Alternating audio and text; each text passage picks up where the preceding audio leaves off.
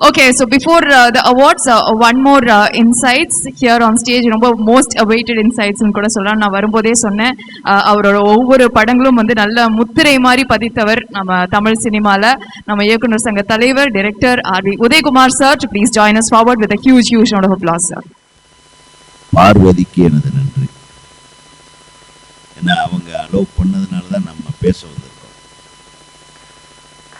அன்பு சகோதரி ஸ்வேதா அவர்கள் சொன்னாங்க, இந்த ஆண் வர்க்கம் உங்களுக்கு எந்த தடையும் விதிக்கவில்லை, நீங்க வந்து எங்களுள் ஒருவர், அவ்வளவுதான். அதுக்கு வந்து நான் அங்கீகாரம் கொடுக்குறேன். நான் கொடுத்தா சினிமாவில் பாதி பேர் கொடுத்த மாதிரி, அதுல எந்த சந்தேகமும் கிடையாது. உங்களுடைய ஒவ்வொரு வார்த்தையும் நான் ரசித்தேன். ரேகா பார்த்தா நான் வந்து கொஞ்சம் இந்த ஃபங்க்ஷனுக்கு வராமையே இருந்திருக்கலாம் போல இருக்கேன். போட்டு பின்னி பெரல் எடுக்குது அந்த தமிழும் அழகா. அதை வேற நான் வார்த்தைக்கு வார்த்தை மலையாளி இந்த மாநிலங்கள் அந்த அந்த மொழி இதுக்கெல்லாம் வேஸ்ட்டு. அதெல்லாம் நீ உனக்கு தமிழ் தெரியுமா, நீ தமிழிச்சி, அவ்வளவுதான். அது முத்திரை குத்தப்பட்ட ஒரு தமிழிச்சி. என்ன பின்னி எக்ஸ்ட்ராடினரி ஸ்பீச். நான் அது வந்து சும்மா கொஞ்சம் ஃபோனில் பேசி நேரில் பார்க்கும்போது ஹலோ சொல்லி தான் பழக்கமே தவிர இவ்வளவு அழகாக பேசணும்னு நான் எதிர்பார்க்கல. அப்புறம் பிருந்தா சாரதி என்னுடைய அன்பு சகோதரர், அவரும் நானெல்லாம் ஒன்றா ஒர்க் பண்ண வேண்டியது அந்த அந்த காலத்தின் கட்டாயம் அது நடக்கலை. அவர் ஒரு கதையை எங்கிட்ட சொல்ல வந்து அவர் அதை சொல்லாமையே போயிட்டார். அந்த படத்தை அவரே டைரக்ட் பண்ணிக்கிறேன்ட்டு போயிட்டார். சரின்னு சொல்லிட்டு பார்த்தா இன்னைக்கு மிகப்பெரிய ஒரு கதாசிரியரை அவர் வந்து உருவெடுத்துருக்கார். அவர் இயக்குனர், மிகச்சிறந்த இயக்குனர். அண்ணே, நான் இன்னும் டெஃபினட்டா ஒரு நாளாவது பெரிய இயக்குனரை நான் வந்துருவேன்னு நினைக்கிறேன்ட்டு. டெஃபினட்டா வரும். தாடி நரைச்சாலும் உன்னுடைய இளமை நரைக்கவில்லை என்பதை நான் இங்கே பதிவு செய்து கொள்ள. இப்பெல்லாம் தாடி நரைச்சிருந்தாதான் ஒரு மரியாதை தம்பி. அதனால நீ இளமையாவே இப்போ வர நடிகர்கள் எல்லாம் நரைச்ச தாடி இல்லைன்னா கூட கருப்பு கலர்ல தான் டைன்றது கிடையாது, வெள்ளை கலர் டையே அடிச்சுக்கிறாங்க எல்லாரும்.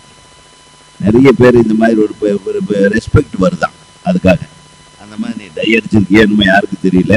பட் இருந்தாலும் வெள்ளை டைக்கு ஒரு வாழ்த்துகள். அப்புறம் என்ன இந்த விழாவுக்கு அழைத்த தம்பி சிவசங்கர், அவரை நான் பார்த்ததே இல்லை, இதுதான் ஃபர்ஸ்ட் டைம் பார்க்குறேன். ஃபோன்லேயே தான் என்னை கூட்டு மிரட்டிகிட்டே இருந்தார் கிட்டத்தட்ட ஒரு 15 நாளா. நான் இன்னைக்கு கோயம்புத்தூர் போகிறதா இருக்குப்பா, அப்படி போகலைன்னா வந்துடுறேன் அப்படின்னா நான் பேர் போட்டுக்கிட்டுமா சார்? அது எப்படி, நான் போகலைன்னா தான் வருவேன், அது எப்படி பேர் போட முடியும்? பேர் போட்டு நான் வரலைன்னா எனக்கு அவமானம் இல்லையா? அப்படின்னா சொல்லி ஒரு வழியாக இந்த இன்விடேஷன்ல என் பேர் வராமல் நான் பார்த்துக்கிறதுக்கு கிட்டத்தட்ட ஒரு 4-5 நாள் அவர்கிட்ட ஃபோனில் பேசிட்டு. ஸோ ஒரு உறவு அப்போ இன்னைக்கு கொஞ்சம் நான் இன்னைக்கு ஒரு 4 ஃபங்க்ஷன் அட்டன் பண்ணிட்டு இது 5வது விழா. நான் வீட்டில் வந்து 1 மணி நேரம் ரெஸ்ட் எடுத்துட்டு தான் வந்தேன்.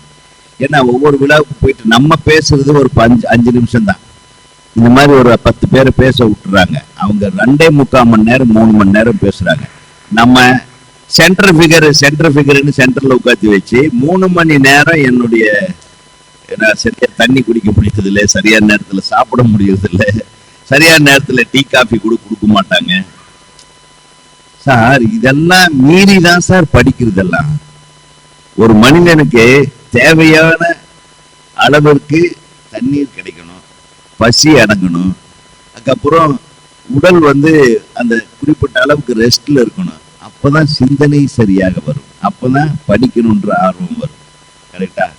பசியில படிக்கிறவன்லாம் அந்த படிப்பு வேற மாதிரி கொண்டு போய் விட்டுரும். அவன் பாம் பண்றது எப்படி அப்படின்னு தான் வந்து படிப்பான். பசியில படிக்கிறவன் நல்ல பசி தீர்ந்த படிப்பாளிகளை வெறுப்பாளிகளாக பார்ப்பான், அவனை எதிரியா பார்ப்பான். அதனால இது பேசினா நிறைய பேசிட்டு இருக்க முடியும். அப்புறம் திரு வள்ளியப்பன் அவர்கள், அவர் சோம வள்ளியப்பன் அவர்களுடைய படைப்புகளை நான் ஜாஸ்தி படிச்சதில்லை. பட் அவர் கூட உதித்த ஒரு படைப்பு எனக்கு நல்ல நண்பன், வாடா போட நண்பன் ராம வீரப்பன்.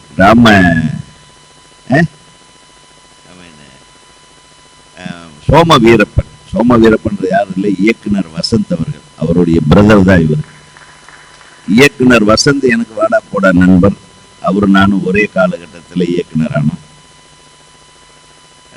ஆக அவரை பற்றி தான் நான் பேசிட்டு இருந்தேன்.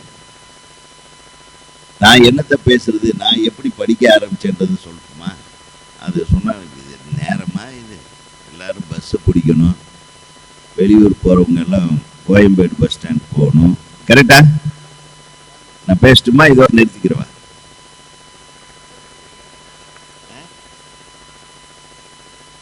சரி, நான் பேசுறது இப்ப இந்த கேமராமேனுக்கும் இந்த சேனலுக்கு கண்டென்ட்டா மட்டும்தான் இருக்க போகுது. உங்களுக்குள்ள போகுதா இல்லையான்னு தெரியாது. நான் படிக்க ஆரம்பிச்சது பள்ளிக்கூடத்துல, எல்லாரும் அதே மாதிரிதான். நான் எனக்காக படிக்க ஆரம்பிச்சேன். பள்ளிக்கூடத்துல பெற்றோர்களுக்காக அனுப்புறாங்களேன்றதுக்காக படிக்க, எனக்காக படிக்க ஆரம்பிச்சதே ஒரு டீச்சர்னாலதான். ரொம்ப அழகான டீச்சர் எனக்கு. அவங்க பேரு மணிமேகலை. அந்த மணிமேகலை பார்க்கறதுக்காகவே ஃபர்ஸ்ட் பெஞ்ச்லயே உட்கார்ந்துக்குவேன் நான். மற்றபடி அவங்க கம்பராமாயணம் அதுக்கு இது எடுத்து விட்டாங்கன்னா அப்படியே ரசிச்சு அவங்களையே சீத மாதிரி பார்ப்பேன். மணிமேகலை உதயகுமாரனோட காதலை வர்ணிக்கிற சிலப்பதிகாரத்துல அந்த அந்த மணிமேகலை சீத்தலை சாத்தனார் எழுதின மணிமேகலை அவங்க சொல்லிக் கொடுக்கும்போது அவங்கள மணிமேகலையாவே பார்ப்பேன். அவங்க பேரே மணிமேகலை. அப்புறம் என்ன, நான் அங்கேயே கவிஞன் ஆயிட்டேன். அதாவது ஒரு கவிதையில அழகை வர்ணிப்பதை பார்த்திருக்கேன். ஒரு அழகே கவிதையை அழகாக வர்ணிப்பதை நான் அங்கதான், அவ்வளவுதான் உணர்ச்சி கொந்தளிச்சு போய் 8ஆம் கிளாஸ், அது சாரு 8th ஸ்டாண்டர்ட் படிக்கிறப்ப நான் சீத்தலை சாத்தனா. நான் சொல்றது 1971. அப்புறம் நானாகவே ஒன்று எழுதினேன். பசங்க எல்லாம் உசுப்பேத்தி விட்டாங்க. அப்புறம் சொன்னேன், தப்பா எழுதிட்டேன். அது ஏன் சொல்றீங்க, அதுல எதுகை மோனை எல்லாம் இருக்கணும்டா அப்படின்னு. அவங்க படிக்கும்போது இந்த எதுகை மோனையை பத்தி எல்லாம் சொல்லும்போது இந்த கவிதை யோனொலிதன் வேணியின் பெரிய சோதியின் மறைய பொய்யோ எனும் இடையாளோடும் இளையானோடும் போனான் மையோ மரகதமோ மறி கடலோ மழை முகிலோ ஐயோ இவன் வடிவென்பது ஒரு அறியா அழகுடையான். அப்படியே பட அப்படியே இசையோட எனக்கு என்னை எதையோ ஈர்க்கும். எனக்கு அவங்க சொல்லிக் கொடுக்கும்போது சந்தம் இல்லாமல் கவிதை இல்லை, சந்தம் இல்லாமல் இசையும் இல்லை. இப்ப வேற ஒரு பெரிய போட்டியே போயிட்டு இருக்கு. இசை பெரிதா வரி பெரிதா? அந்த போட்டியில நம்ம சிக்க வேண்டாம் சாமி. எனக்கு இசை மொழியை, அழகியலை, ஒரு கவியியலை நான் பெற்றுக்கொண்டது எனது ஆசான் அம்மையார் மணிமேகலை அவர்களிடம். அவங்க பேரே மங்கையர்கரசி. சாரி, மணிமேகலை இல்லை, மங்கையர்கரசி. மணிமேகலை இப்ப அப்படி சொல்லும்போது அந்த உதயகுமரன் தானே ஹீரோ. உங்களுக்கு தெரியுமா? மணிமேகலையில் உதயகுமரன் தான் ஹீரோ. மாறு வேஷத்தில் வரும்போது அவனை வெட்டி போடுவாங்க, தலையை வெட்டிவிட்டாங்க.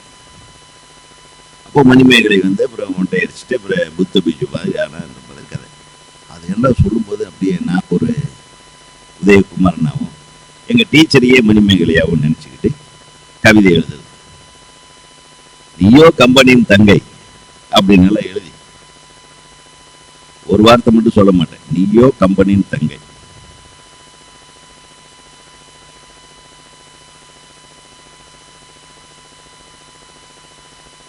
நீ நிலத்திலே பூத்த நங்கை.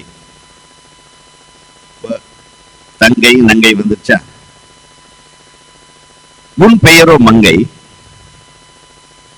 நான் ரசிப்பது உன். அது ஒரு வார்த்தை போட்டேன், எனக்கு தெரியாது அதுக்கு மீனிங். ஏதோ கை இங்கை அப்படி இப்படின்னு போட்டேன். பசங்க எல்லாம் டீச்சர் உங்க நல்ல கவிதை எழுதியிருக்கிறார் டீச்சர். அப்படியாடா, கொண்டாடா அப்படின்னு வாசிச்சாங்க. பார்த்த உடனே யாரை நினைச்சிட எழுது பக்கத்தில் இருக்குன்னு சொல்லிட்டான். உங்களை நினைச்சுதான் டீச்சர் எழுதுனா விட்டாங்க ஒரு அறை. இப்படியெல்லாம் அசிங்கமா எழுதுவியார். புரியுதா உங்களுக்கு? அந்த அடிதான் சார் என்ன கவிஞன் ஆச்சு. என்னுடைய பாடல்கள்ல எத்தனையோ பாடல்கள் எழுதியிருக்கேன். அது என்னென்னு தெரியாது, உங்களுக்கு தெரியும் என்னை விட. என் பாடல்களை ரசித்து இருந்தீர்களா? அந்த ரசிப்பு தன்மைக்கு காரணம் அவங்க போட்ட விதை தான். அப்புறம் கொண்டு போய் எங்கள் அப்பாவை கூப்பிட்டு வந்தாதான் ஸ்கூலுக்குள்ளே விடுவோன்ட்டாங்க ஹெட் மாஸ்டர்கிட்ட. எங்கள் அப்பா வந்து கேட்டார், என்னமோ சொல்கிறாங்கப்பா. எனக்கு அப்பா வந்து 5ஆம் கிளாஸ் கூட படிக்கல, அவர் விவசாயி. என் பிரதர் காலேஜில் படிச்சுட்டு இருக்காரு. அவர் தான் கொஞ்சம் கவிதை எழுதுவார். அவரை பார்த்து நான் கொஞ்சம் காப்பி அடிச்சு எழுதுனேன். எங்கள் அண்ணன், என்னடா எழுதுனேன், உங்கள் வாத்தியார் வந்து உன்னை என்ன வர சொல்கிறாங்க அப்படின்னு. அப்புறம் இதானே எழுதுனேன் அப்படின்னு காட்டினேன். படித்து பார்த்துட்டு அவர் ஒரு அறை விட்டார். ஏண்டா இந்த வயசுலயே இப்படி எல்லாம் எழுதுறியாரு?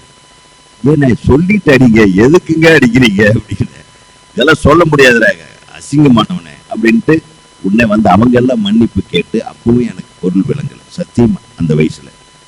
அப்புறம் அவங்களே டீச்சரே என் மேல வந்து ரொம்ப பாசமடே, வாடா பரவாயில்ல வாடா அப்படின்னு சொல்லி ஒரு காம்ப்ரமைஸ் பண்ணி 2 நாள் கழிச்சு எனக்கு திருப்பி கிளாஸ்ல அலோவ் பண்ணாங்க. ஒரு தப்பா ஒரு வார்த்தையை அந்த கவிதையில எழுதிட்டேன்றதுக்காக. அப்புறம் தான் அவங்க சொன்னாங்க, நீ படிப்பியா புஸ்தகம்?